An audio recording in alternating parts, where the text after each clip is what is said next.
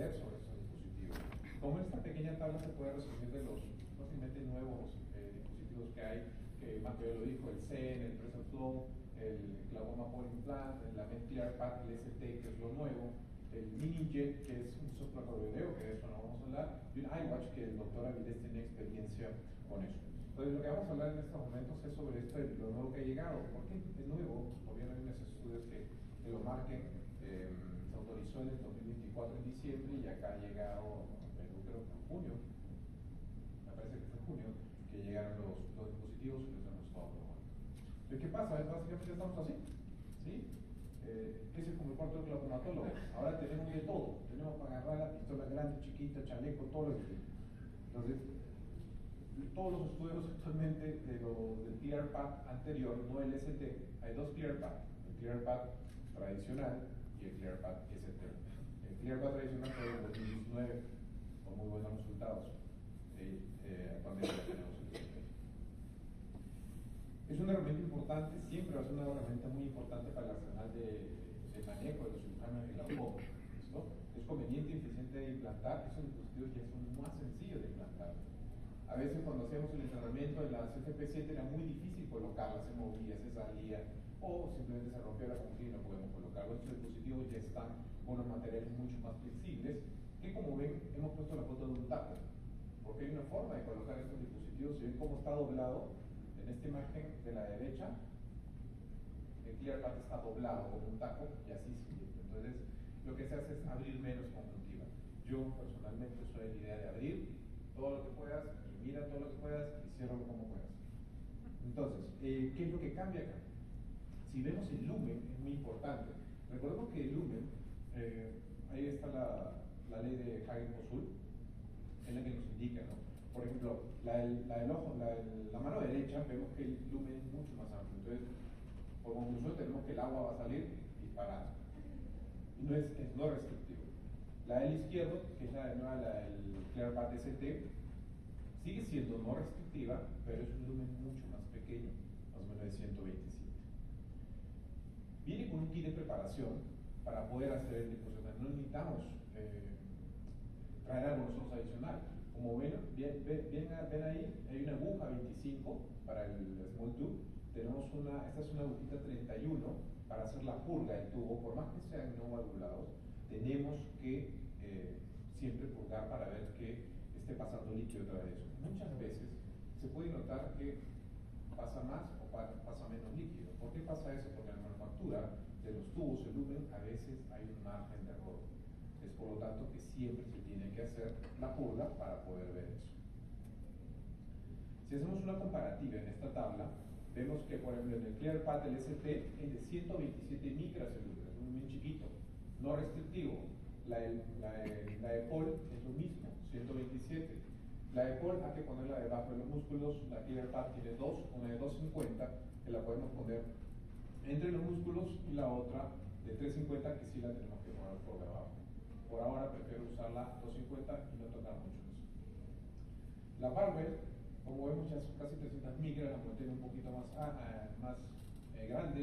El Aura de ADI, el ADI que se usaba también, es del mismo tamaño, grande. Y miren la diferencia con el Pressure Flow. El Pressure Flow es de 70 micras. Es un tubo, el video que presentó Marco, es un tubo bastante chiquito y es restrictivo y funciona muy bien con la presión. Y a eso tenemos que compararlo también con el CEN, que también Marco presentó, que se llama el CEN 45. Empezó con 63 y después pasó a 45 micras de lumen. Quiere decir que esos dos tubos con 70 y 45 son restrictivos. No son valvulados, son restrictivos, que son distintos.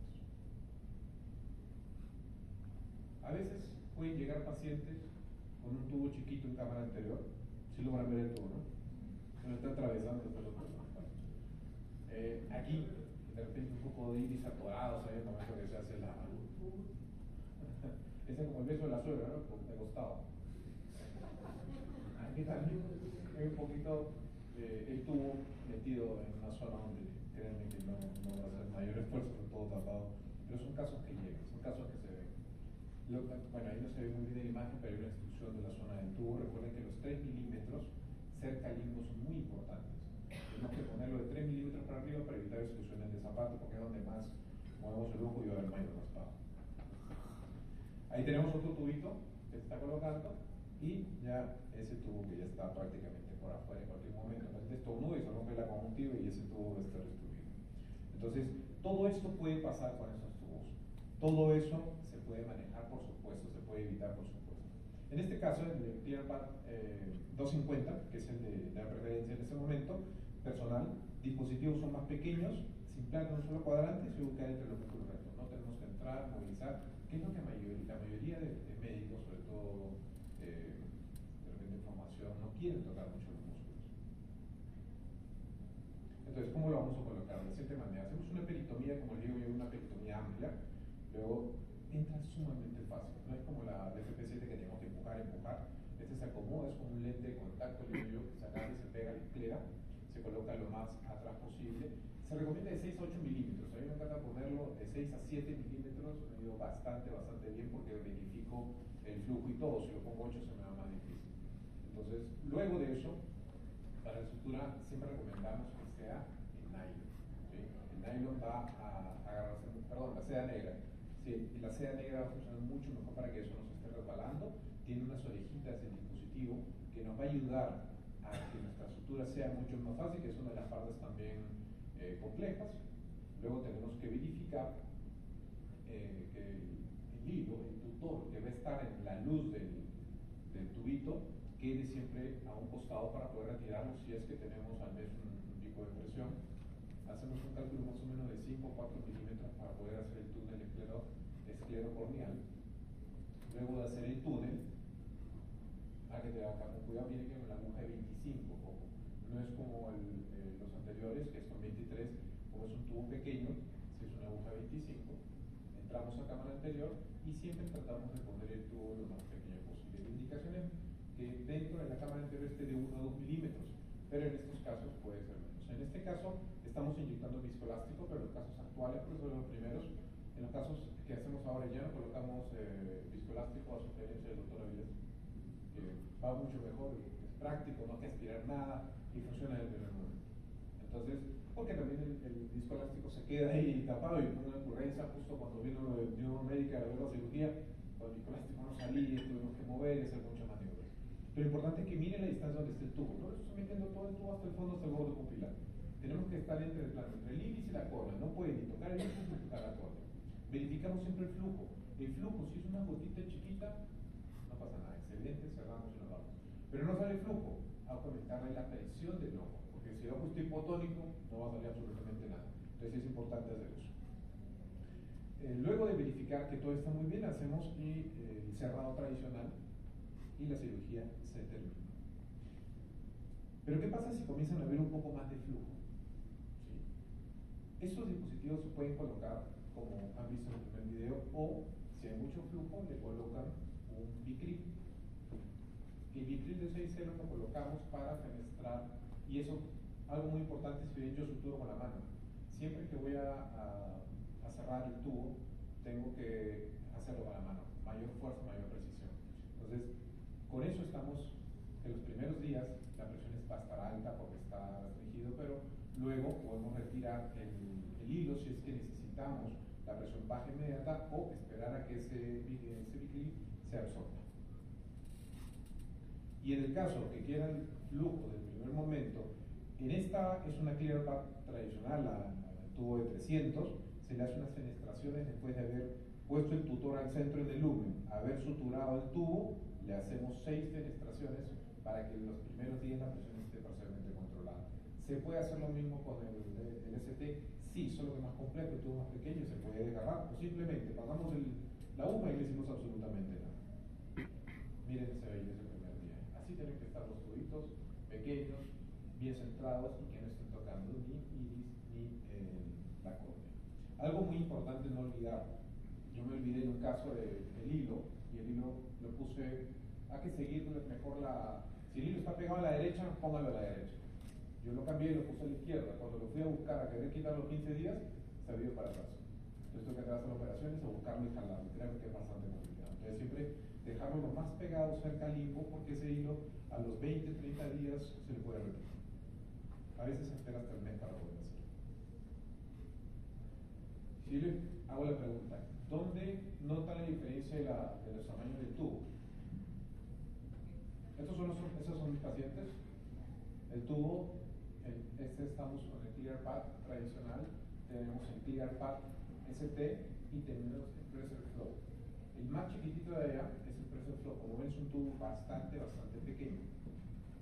Y hablando de eso, bueno, eso Marco ya lo había hablado, es un dispositivo bastante bueno. Y lo más importante del Pressure Flow, que es un dispositivo como tal. Como si se puede conseguir un mix, la verdad ya no. Reemplazaría la trabeculectomía, lo dudo por el precio, pero los resultados son los que hablan. Si vemos la tabla comparativa, tanto el Pressure Flow como una trabeculectomía van de la misma manera, casi los mismos resultados. La única diferencia es que más seguimiento tenemos que hacer la trabeculectomía, que consideramos más un arte, ¿no? Por eso el pre, el post y el durante la cirugía. Entonces el Pressure Flow, como ya no vamos a ahondar en eso, el Pole Glaucoma Implant, que es también un dispositivo que ya se tiene disponible. El tema con el tubo de Pole es que hay que ponerlo debajo de los músculos.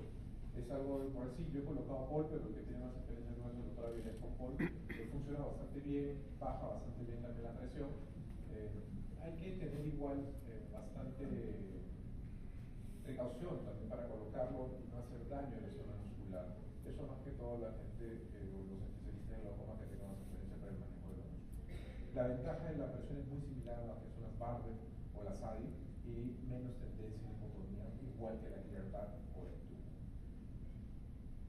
Es súper transparente, a mí me parece que es un poquito más difícil de manipular, pero finalmente se coloca bajo los músculos y hace la función que hacen básicamente todos.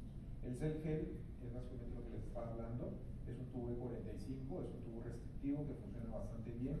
El tema es que, como se ha visto, como lo dijo Marco, hay que hacer mucho lifting, el éxito no está marcado y ya se está tratando de poner también, puede ser AVE interno o AVE externo, cualquiera de las dos colocaciones. Esa es la forma de colocarlo, como lo veo que es. Y algo también que presentó el doctor Avilés es el iWatch. Me parece, de repente ahorita en la discusión podemos hablar de eso, que es algo bastante interesante. Ustedes se imaginan que hay un dispositivo que el paciente esté sentado en el consultorio, ¿cuánto tiene la presión? 20, listo, ya vamos a mover algo. Y viene con su imán, le abre el ojo y comienza a mover y comienza a salir el líquido y no es necesario llevar al paciente a sala de operaciones. Pero como ven en las fotos, vienen dos, el dispositivo como tal, el iWatch y el iPad, el plato del dispositivo que es donde se coloca, ¿no? Y los resultados clínicos, como se ve, son bastante buenos, pero igual tiene su propio aprendizaje. Ahora, estos resultados son realmente el segundo, que dice 92% de éxito, es de la misma casa comercial. Entonces hay que tenerla de cuidado, de repente ya en la discusión podemos ver. Y como les decía, es sentado en la lámpara de hendidura, moviendo los imanes para el manejo. De repente viene la pregunta, la resonancia magnética, y ahí tendré que ser, ¿qué pasa si el paciente necesita una resonancia magnética?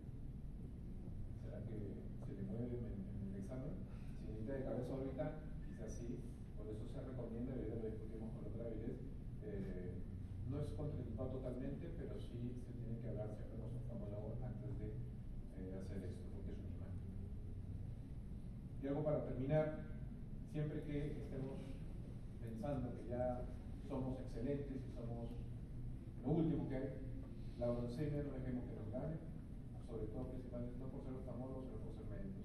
La broncelia es algo que siempre está presente en todas las sociedades, que es por eso que tenemos que tener cuidado, aterrizar y de vez en cuando a ver este video donde habla el doctor Francisco Occhiusi, que es un argentino que habla sobre esto, y eso nos vuelve la tierra cada vez.